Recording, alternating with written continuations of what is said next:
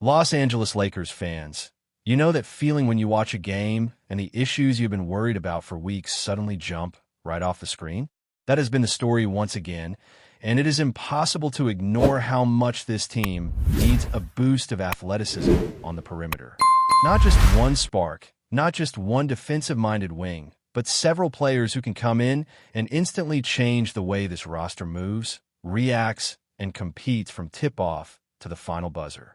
The team keeps showing flashes of brilliance, but every time they run into a young, fast, and aggressive opponent, the same cracks open up all over again. It becomes painfully clear that this group needs reinforcements that can fly around the court and make plays without relying on anyone else to set them up.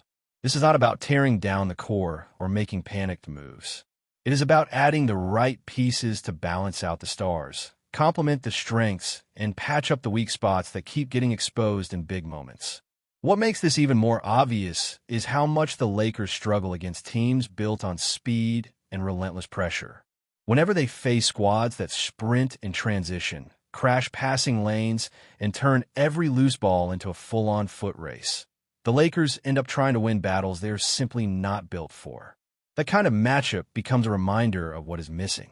You see opponents pushing the pace, jacking up long shots, chasing down every rebound, and forcing the Lakers to defend in chaos instead of structure.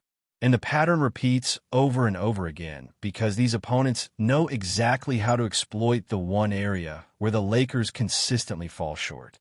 They stretch the floor, they run you into the ground, they get you scrambling, and suddenly the scoreboard flips before you even realize what happened. This team has talent, no doubt about it. But talent alone does not beat young legs that never stop moving. When the Lakers play against teams loaded with 6'3" to 6'5" athletes who attack, recover, swarm the ball, and rotate like they have 15 players on the court, you start to see why adding explosiveness has to be the priority. The Lakers do not need a complete overhaul. They do not need to trade every major name. But they absolutely need at least two players who bring size, energy, defensive range, and that ability to create their own shot without depending on LeBron James or the other creators on the roster to set up every possession. A high-level wing who can slot into the starting lineup and instantly upgrade the perimeter would be huge.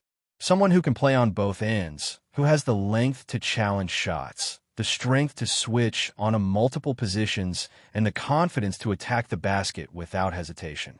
Add to that another role player who brings hustle, foot speed, relentless on-ball pressure, and that scrappy mindset the Lakers have been missing. A pair like that would drastically shift the spacing, the rhythm, and the way opposing defenses respond to the Lakers. And if the team cannot land a single top-tier guy, then stacking 2 or 3 mid-tier players with defensive grit and athletic upside becomes just as valuable. It is not just about defense, though. This team needs wings who can put the ball on the floor, make smart reads, push the pace, and create options when the offense stagnates. One of the biggest problems the Lakers run into is that when LeBron James or the primary creators slow down, the whole offense slows with them.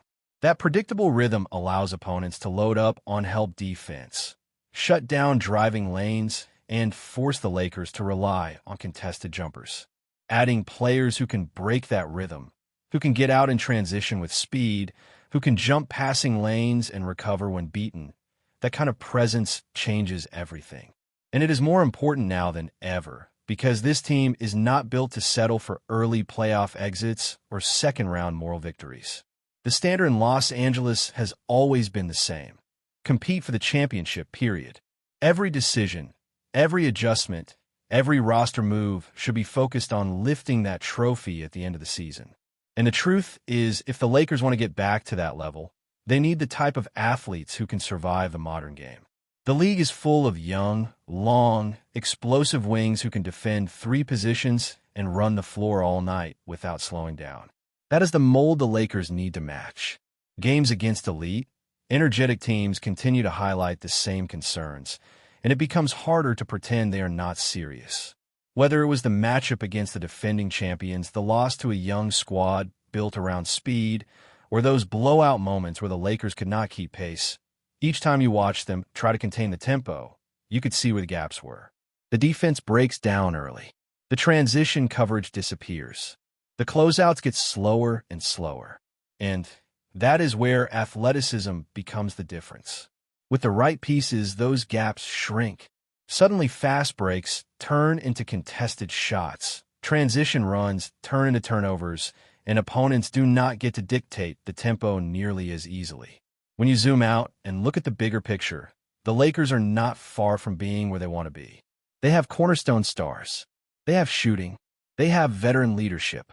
The missing ingredient is that extra burst, that edge, that versatility on the wing that gives them the flexibility to adjust in real time and match the energy of younger teams. Once those pieces are in place, everything else becomes easier. Rotations tighten up. Defensive assignments become cleaner. LeBron James does not have to shoulder the same load. And the roster starts to resemble a team built not just to compete, but to dominate deep into the postseason. When you look at the Lakers right now, there's this constant push and pull between what the team wants to be and what the roster is actually built to do. The positive side is clear. When the stars are healthy, when the offense flows, when the tempo is controlled, this team can hang with anyone. But the moment they face a squad that forces them out of their comfort zone, the weaknesses show up fast. That is why adding more athletic wings is not just a luxury. It is a necessity. They need players that can survive the grind of long defensive possessions, chase shooters around screens, recover when beaten, and still explode in transition on the other end. Without that, every game becomes a gamble on whether the pace stays slow enough for the Lakers to manage. What makes this situation even more urgent is how often the Lakers fall into long stretches where they cannot get stops. You can see them working, rotating, trying to cut off angles, but against teams built on speed and footwork, it becomes a losing battle. Those opponents swing the ball, slash inside, force the Lakers to collapse, and then kick out to open shooters. And once the Lakers start falling behind in those transition sequences, the rhythm of the game slips away. This is why adding players who can defend in space is so crucial. When a wing can close out with speed, force a contested shot, and then instantly sprint down the floor, you change the entire momentum of a game. The Lakers need that spark, that edge, that player who plays like every possession matters. There is also the question of offensive creation. You can see how much pressure falls on the main playmakers when the team struggles to create separation. There are too many possessions where the ball sticks, where the spacing tightens, and where the opponent knows exactly what is coming. That is where getting the right type of wing can make all the difference. Someone who can grab a rebound and push the ball without waiting for a reset. Someone who can attack a closeout, collapse the defense, and kick out to an open shooter. Someone who brings that unpredictability the Lakers have been missing in the half court. Because as much as the team can rely on its stars, playoff basketball demands more than that. It demands players who can step up when everything stops working and create something out of nothing. Defensively, the ideal addition is a player who brings that blend of mobility and strength, someone who can guard across multiple positions and not lose ground when switching on a quicker guards or stronger forwards. It is not enough to have wings who only shoot or wings who only defend. The modern NBA requires two-way threats who can adapt to any matchup and who understand how to stay in front of their man even when the pace increases. The Lakers have flashes of that identity, but they need more stability, more consistency, and more athletic tools to keep the perimeter locked down.